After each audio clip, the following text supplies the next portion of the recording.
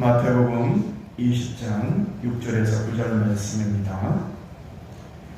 제11시에도 나가 보니 서 있는 사람들이 또 있는지라.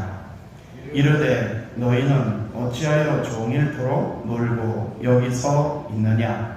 이르되 우리를 품꾼으로 쓰는 이가 없음이니이다. 이르되 너희도 포도원에 들어가라 하니라.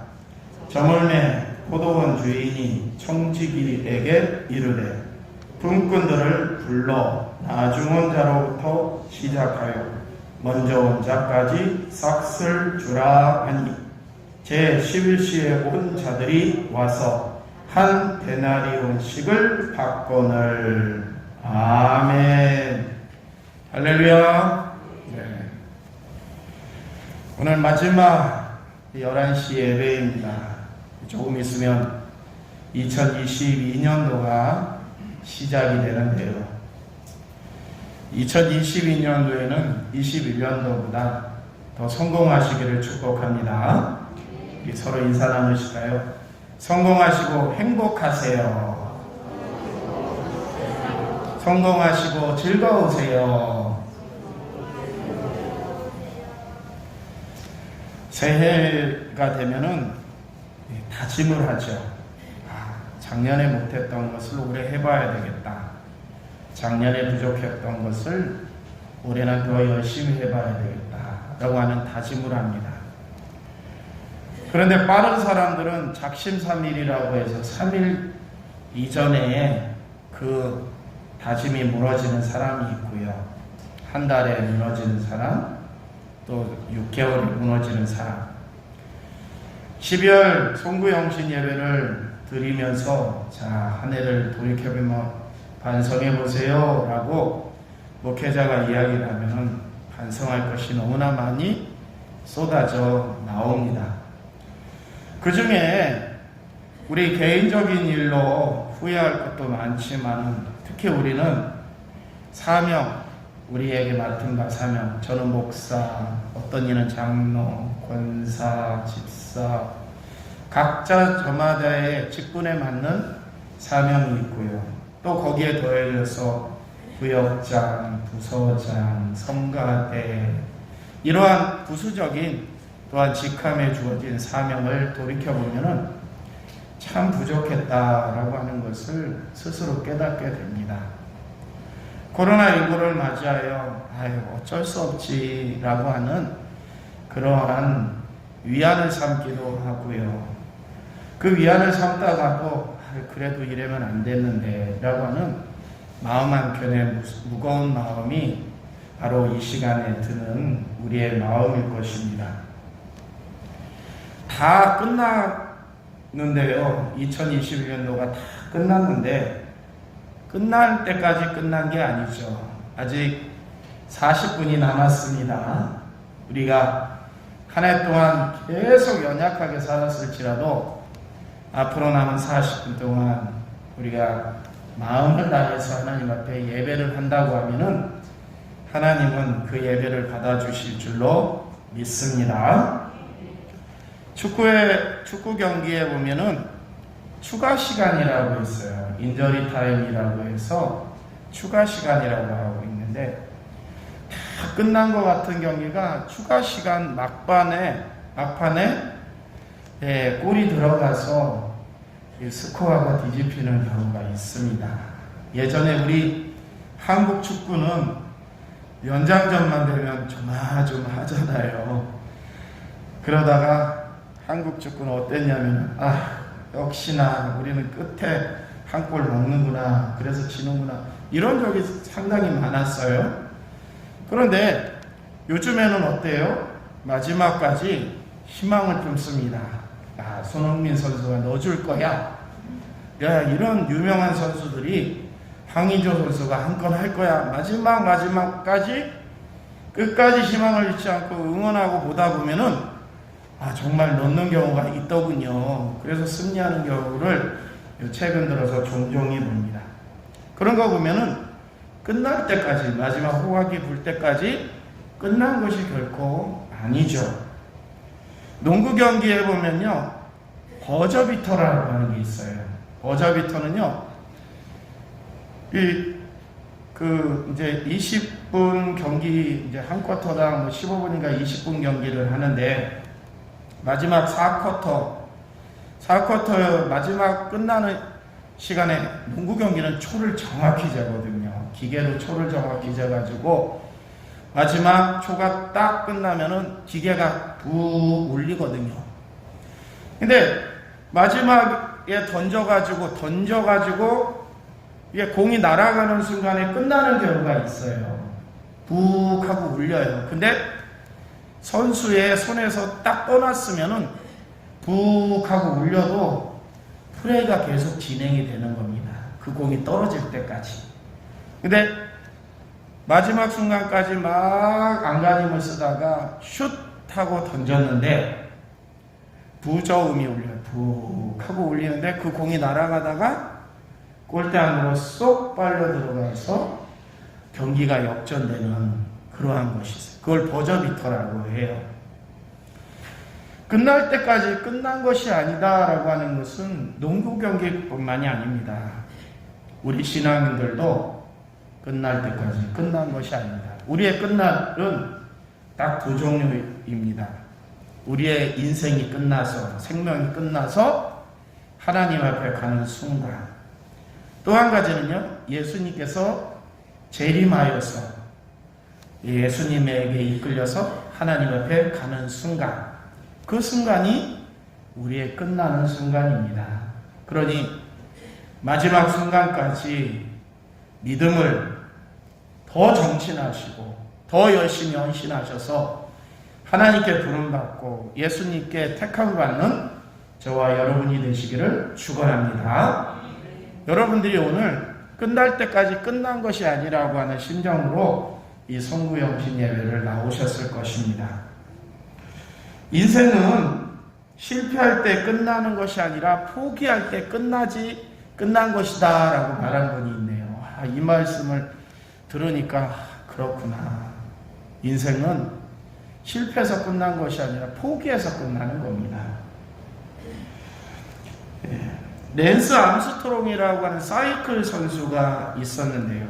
이 사이클 선수는 이 사이클 선수로서 큰 치명적인 고환의 암이 걸렸어요. 자전거 타는데 큰 문제가 생겼습니다.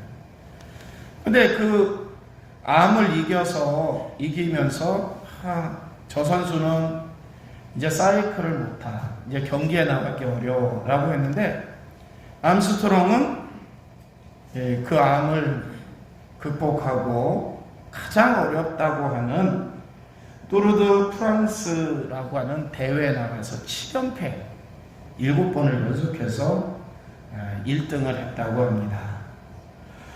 그러면서 이 사람은 끝날 때까지 끝날 것이 아니다라고 하는 생각으로 자기 암을 딛고 이겼다고 합니다.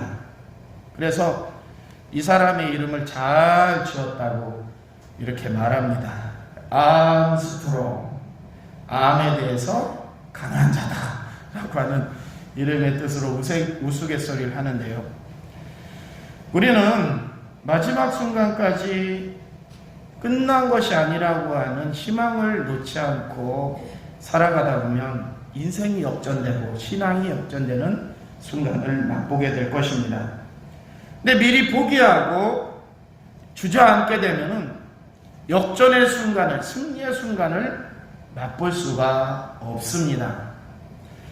오늘 포도원 품꾼의 비유라고 하는 예수님의 비유를 통하여서 우리를 택하시는 하나님의 마음을 읽을 수가 있어요. 하나님은 우리를 포기하지 않으신답니다. 할렐루야. 어떻게 알 수 있느냐면, 포도원 주인이 포도원 품꾼을 쓰기 위해서 3시에 나가서 6시에 나가서 9시에 나가서 그리고 11시에 나가서 추가로 일꾼들을 데려온다는 내용입니다. 3시라고 하면은 우리나라 시간으로 9시예요. 벌써 해가 중천에 떠 있을 때잖아요. 근데 3시에 추가로 나간 거예요. 그러면 3시간 전인 이미 우리나라 시간으로 보면은 6시에 나가서 품꾼을 모집해갖고 일을 시작을 하는 겁니다.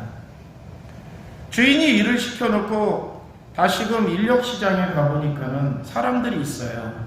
당신 와서 우리 포도원에서 일하시오 해서 데려왔어요. 다시금 또 12시에 나가서 또 우리나라 시간으로 말하는 겁니다. 점심때 나가서 또 보니 또 있어요. 데려옵니다.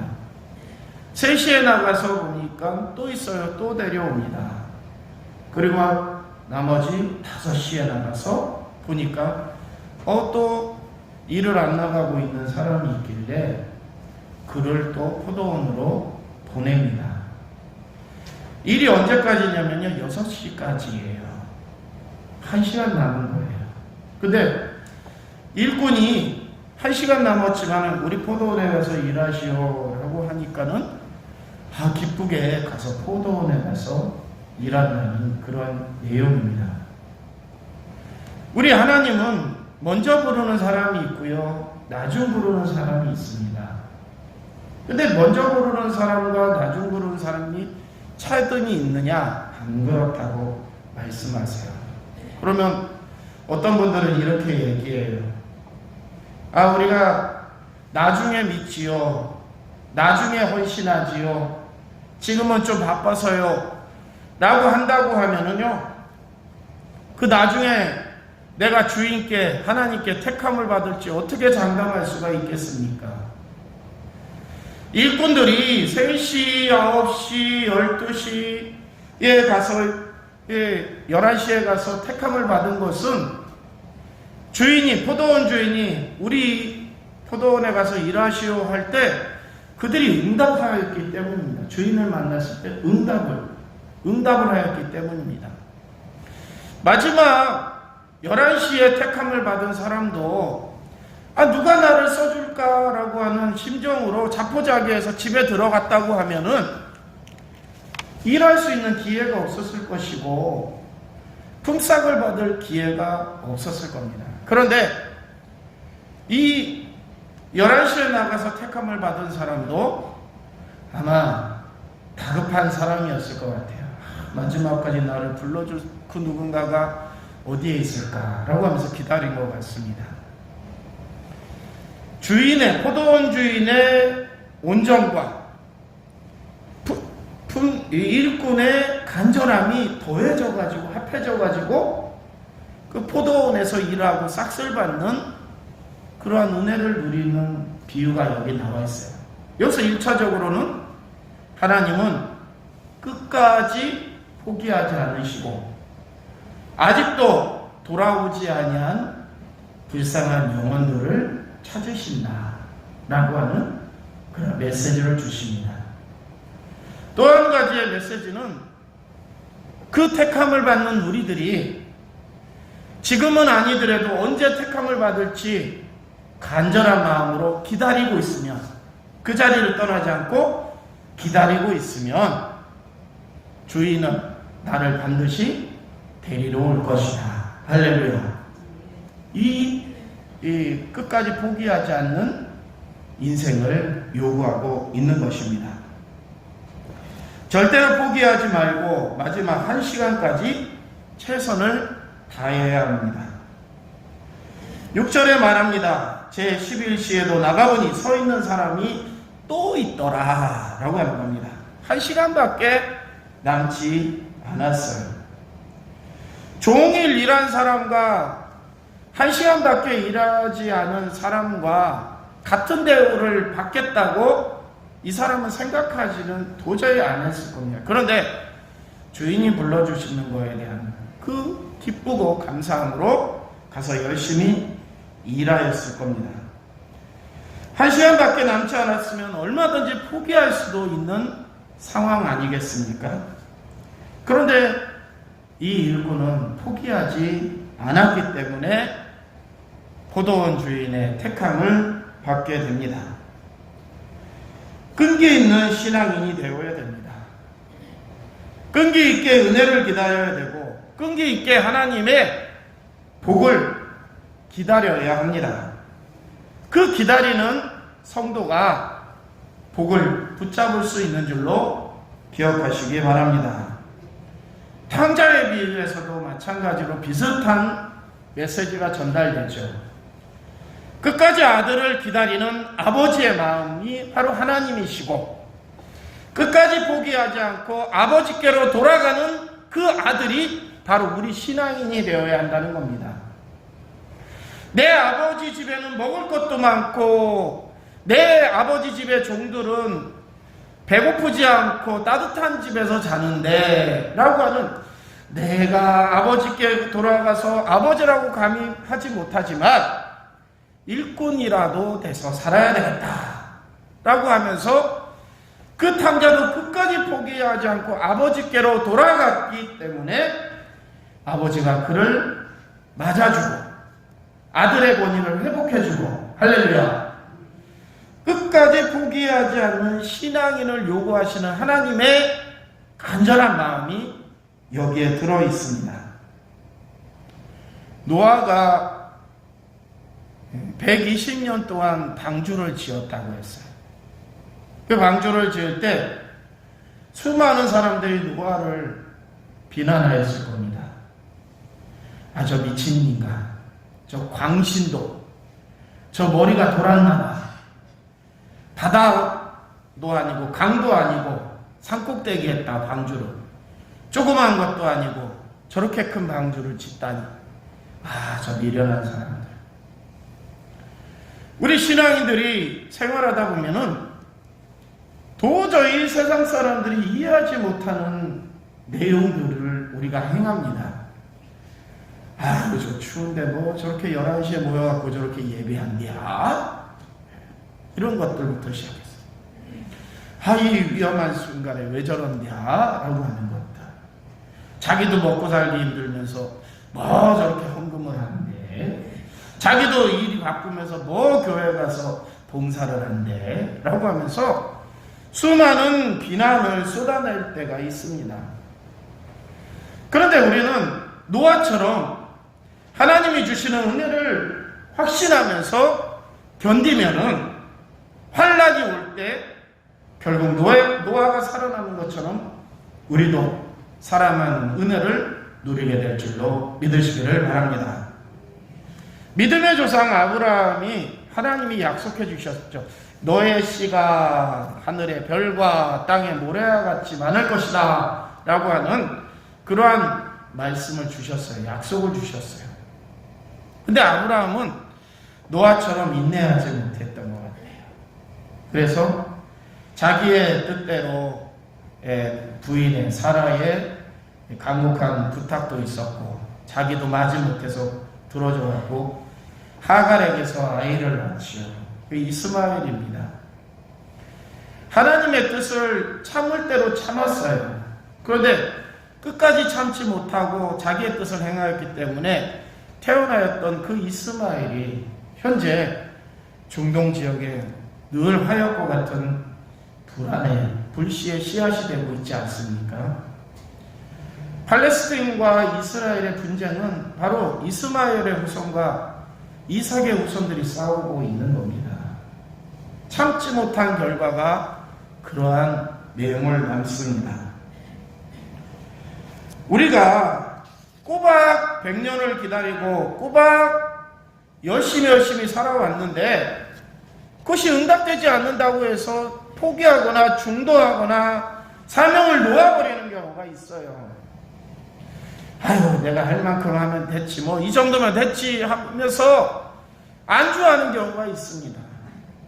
세상을 탓하면서 현실이 이래 라고 하면서 세상을 탓하며 포기하는 경우가 있습니다. 근데 하나님은 이것을 원하시는 분이 아니에요. 끝까지 인내하고 끝까지 참고 끝까지 전심전력을 기울이는 사람을 찾습니다. 그래서 사도 바울이 표대를 향하여 달려가노라. 꼬린 지점까지 달려간다고 자신의 선교의 열정을 경기에 비유하였습니다. 열처녀 비유에서도 기름을 준비하지 못한 5 처녀는 후회했다고 했어요. 이 기름을 준비하였던 끝까지 불을 밝혔던 5 처녀는 신랑을 맞이했다고 했습니다. 어거스틴이 불황하로 있을 때 그의 어머니가 어거스틴을 많이 타일렀다고 해요. 어거스틴은 그렇게 살면 안 돼. 하나님께 기도하면서 하나님 품으로 돌아와야 돼. 어머니가 그러한 훈육을 할 때마다 어거스틴은 더 삐뚤어졌다고 해요. 술 먹고 남과 싸우고 머리에 상처, 몸에 상처를 입고 돌아다닐 때가 많았다고 하죠. 어느 날도 술 먹고 싸우고 지친 몸으로 술 기운으로 집에 들어오는데 창문 안쪽에서 촛불을 켜놓고 기도하는 어머니의 모습이 보이더랍니다.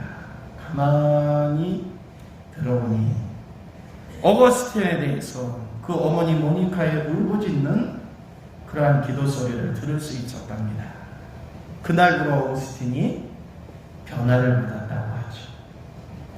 어거스틴의 어머니가 포기했다고 해도 안 돼라고 하면 포기했다고 하면 어거스틴이 성 어거스틴, 세인트 어거스틴으로 거듭날 수는 없었을 것입니다.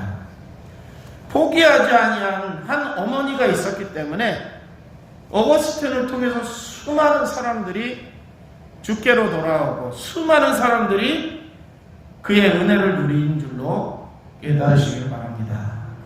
여러분의 기도, 자녀를 위한 기도, 세상을 위한 기도가 후에 얼마나 큰 영향력을 발휘할지 상상하시면서 기도의 전심전력, 사명의 전심전력을 기울이시기를 축원합니다.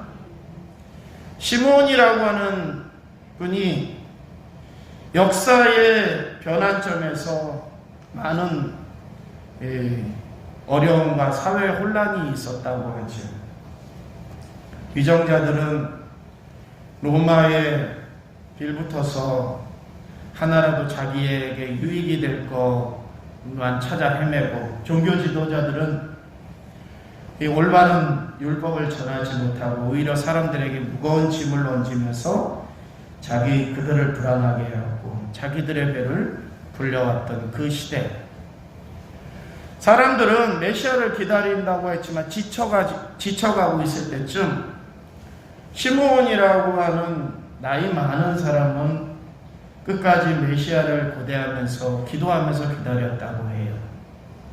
이 끝까지 기도하면서 기다린 이 늙은 시므온에게 아기 예수를 만날 수 있는 은혜를 하나님께서 그에게 허락하셨습니다.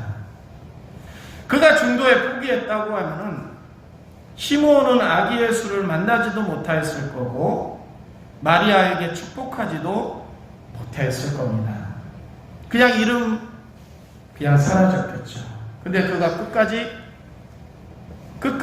포기하지 않고 기도하면서 기다렸기 때문에 시므온이라고 하는 이름이 성경에 명예롭게 기록이 된 것입니다. 마지막 순간까지 여러분 포기하지 않는 믿음을 가지시기를 축원합니다. 6절 하반절에 보면 너희는 어찌하여 종일토록 놀고 서 있느냐 라고 합니다.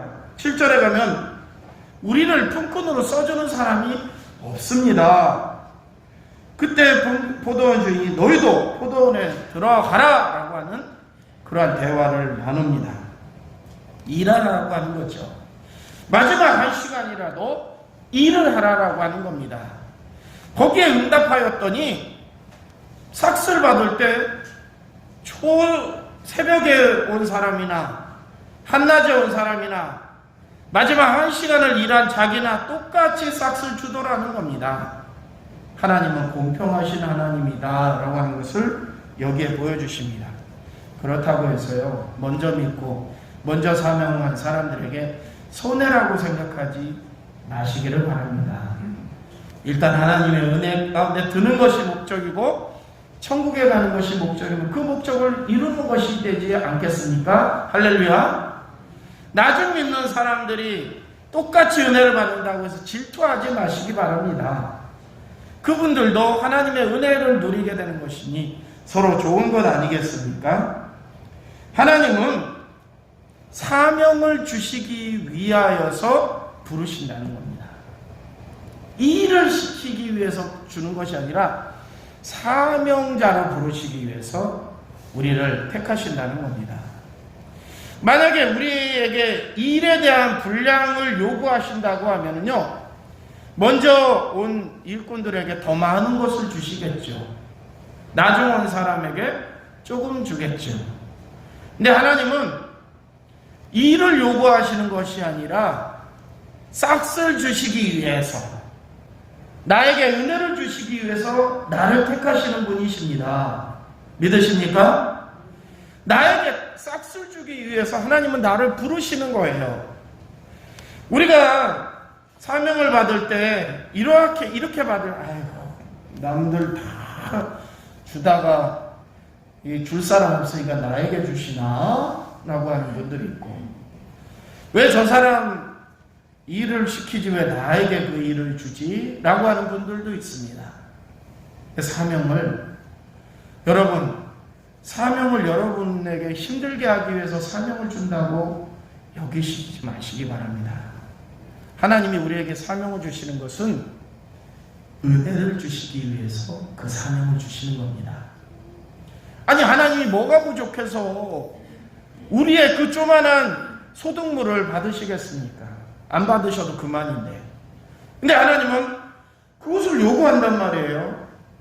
과거에 동전 2개를 요구하신단 말이에요. 그것이라도 그거라도 드려 라고 요구한단 말이에요. 그것은 드리는 자에게 하나님의 은혜를 마음껏 주기 위하여서, 5달란트를 남겼으면 5달란트에게 남긴 사람에게 잔치에 들어와. 2달란트를 남겨 잔치에 들어와. 1달란트를 남겼어도 잔치에 들어와 라고 하였을 겁니다. 그런데 남기지 않은 것에 대한 책망입니다. 양이 중요한 것이 아니라 행하였느냐, 이것을 보시는 하나님이십니다. 하나님의 요청은 일의 양보다 일꾼된 존재 자체를 요구하시는 줄로 기억하시기 바랍니다. 복음성가에 보면 세상 모든 민족이 구원을 얻기까지 쉬지 않으신다, 하나님은 이렇게 찬양하고 있습니다. 쉬지 않는 하나님이 우리를 부르셨으면 우리 역시 거기에 감사하면서 쉬지 않고 하나님께 열정을 보여드려야 할 필요가 있습니다. 하나님이 왜 우리를 택하시고 왜 쉬지 않으실까요? 하나님은 우리를 사랑하시기 때문입니다. 우리가 쉬는 것, 사명을 중단하는 것, 거기에 핵심은 사랑의 결여입니다. 하나님을 사랑하지 않고 교회를 사랑하지 않기 때문에 사명을 놓는 겁니다. 하나님을 사랑하고 교회를 사랑한다고 하면 사명을 놓을 수가 없습니다. 어머니가 아들을 위해서 사랑의 끈을 놓지 않으니까 끝까지 기도할 수 있었던 거고요. 신부들이 신랑을 고대하면서 기다렸으니까 기름을 충분히 준비할 수 있었던 거고요. 사도 바울이 예수가 자기를 택해 주신 것에 대한 그 사랑의 열정이 끝까지 목표점을 향해 달려가는 원동력이 되었던 것입니다. 사랑하는 여러분, 하나님을 사랑하시고 교회를 사랑하시고 세상을 더 사랑하시기 바랍니다. 그래서 내년도에는 우리의 부족했던 사랑이 다시금 마음속에서 뜨겁게 일어나서 주어진 사명을 끝까지 감당하고 마지막 1시간까지 달려갈 수 있는 그 에너지를 하나님께 달라고 요청하시면 성령의 충만한 에너지가 우리를 감싸시고 우리의 주변을 환하게 비추어서 우리로 하여금 승리의 기쁨을 맛보게 하여 주실 줄로 믿습니다. 할렐루야. 기도하시겠습니다. 마지막 순간까지 우리를 지켜주시고 마지막 예배까지 하나님이 받으셔서 우리가 이렇게 또 송구영 신예배를 드립니다. 1년을 돌이켜보면 우리의 부족한 예배들이 하나님의 마음을 아프게 했으며 우리의 연약한 신앙심들이 세상의 조롱거리가 되어왔음을 고백합니다. 아버지여, 포기를 하였고 주저하였고 중단하였던 우리의 잘못들을 이 시간 회개하며 하나님 앞에 고백하오니 용서하여 주시옵소서. 다시금 변화받아서 우리의 신앙심을 일신하려고 합니다. 더 새롭게 변화시키려고 합니다. 하나님, 마지막 순간 10분여 남았는데 우리의 믿음이 하나님께로 올려줄 수 있는 점검과 같은 믿음으로 일어나게 하여 주시옵소서. 내년도에는 더 빛나는 신앙인이 되기를 원합니다. 하나님이 포기하지 아니하시는데 우리가 어찌 포기하려고 하는 것이겠습니까? 다시금 우리의 마음을 더 굳게 잡고 하나님이 주시는 그 사명을 감당하기 위해서 전심전력으로 달려갈 수 있도록 인도하여 주시옵소서. 예수 그리스도의 이름으로 기도드립니다. 아멘. 지금은 우리 구주 예수 그리스도의 크신 은혜와 하나님 아버지의 극진하신 사랑과 성령님의 감화감동에 충만하신 은혜가 1년여 동안 우리가 많은 부족함이 있었지만 믿음의 끈을 놓지 않고 사명을 위해서 전심전력을 기울여 온 것에 대한 하나님의 은혜가 임한 것처럼 2022년도에도 우리의 사명을 더 세워나가며 그 사명에 걸맞는 하나님의 은혜를 누리기를 소망하는 이 자리에 우리 모두에게 항상 함께 하시기를 간절히 축원하옵나이다. 아멘.